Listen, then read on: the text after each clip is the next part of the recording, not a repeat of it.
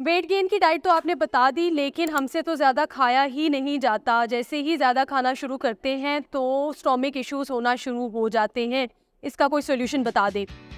Last video में मैंने आपको वेट गेन करने का तरीका बताया था, 3 स्टेप्स बताए थे जो कि काफ़ी लोगों के लिए बेनिफिशियल भी साबित हुए। कुछ ने मुझे पॉजिटिव रिस्पांस भी किया, लेकिन ज़्यादा से ज़्यादा कमेंट्स इस बारे में थे कि हमसे तो ज़्यादा खाया ही नहीं जाता और ऐसा लगता है कि हमें गट इशू है या हमारे स्टोमिक के अंदर कोई प्रॉब्लम चल रहा है। और एक दूसरा मोस्ट कॉमन कॉमेंट जो मुझे मिला है वो ये था कि हम वेट गेन करते करते एक जगह पे आके स्टक हो गए। जो आपने डाइट बताई थी उससे हमारा 4-5 किलो वेट गेन हुआ है, लेकिन अब आके स्टक हो गया, तो इसका क्या सोल्यूशन है। तो आपने इस वीडियो को लाजमी देखना है, एंड तक देखना है, आपको गारंटी रिजल्ट्स मिलेंगे।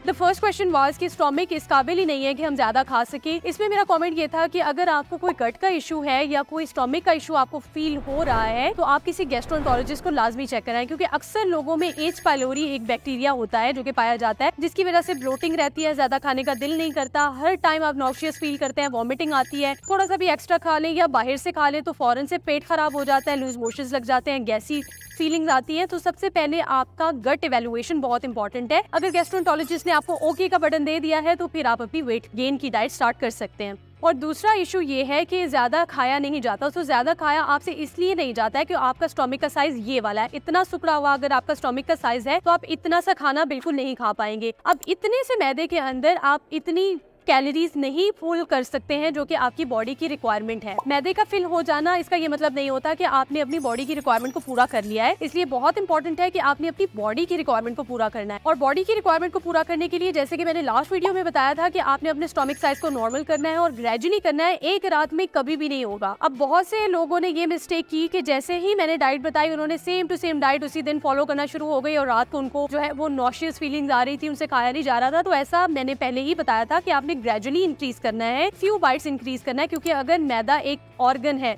उस ऑर्गन को आप एक दिन में बड़ा छोटा नहीं कर सकते हैं। सो आपके लिए ये एक प्रैक्टिस है, डेली बेसिस पे आपने बाइट्स बढ़ानी है। फॉर एग्जांपल, अगर आज 12 चम्मच राइस के आपने खाए हैं तो कल आपने 14 खाने हैं, परसों 16 खाने हैं, उससे अगले दिन 18 खाने हैं। इस तरह ग्रेजुअली आपने फूड की क्वांटिटी को बढ़ाते जाना है ताकि ये वाला जो स्टोमिक साइज है वो आपका बड़ा होके एटलीस्ट इतना सा बन जाए जिसके अंदर वो फूड आ जाए जो आपकी बॉडी के लिए इंपॉर्टेंट है। And the second most asked question was कि हम वेट गेन कर रहे थे, आपकी डाइट बहुत अच्छे से काम कर रही थी, हमारा वेट बढ़ना भी शुरू हो गया था, लेकिन अब आके स्टक हो गया, तो इसका क्या सोल्यूशन है। अब हम सबको पता है कि वेट गेन करने के लिए हमें कैलोरिक सरप्लस में खाना है, लेकिन इससे भी ज्यादा जरूरी है प्रॉपर डाइट और कैलोरिक एक्सेस में रहना, ताकि आपकी बॉडी बर्न कम करे और स्टोर ज्यादा करे, ताकि आप वेट गेन कर सके। अब अगर आपने 38 kg या 40 kg से वेट गेन करना शुरू किया था और उस टाइम आपकी जो मेंटेनेंस कैलोरीज थी वो 2000 थी, एंड रफली सेइंग आप उस टाइम पे 125 ग्राम प्रोटीन्स, 250 ग्राम कार्बोहाइड्रेट्स और 55 ग्राम फैट्स खा रहे थे, लेकिन ये वाले जो मैक्रोस की कैलकुलेशन थी वो 40 kg के हिसाब से थी। और अब आपका वेट एकदम बढ़ता बढ़ता रुक गया, लेट्स से कि आपने 45 kg तक गेन किया या 48 kg तक गेन किया और अब स्टक हो गया है, तो you need to recalculate your calories, क्योंकि वो 2000 जो कैलोरीज थी वो आपकी 40 kg के अकॉर्डिंग थी और 45 kg या 48 kg वेट के अकॉर्डिंग नहीं थी।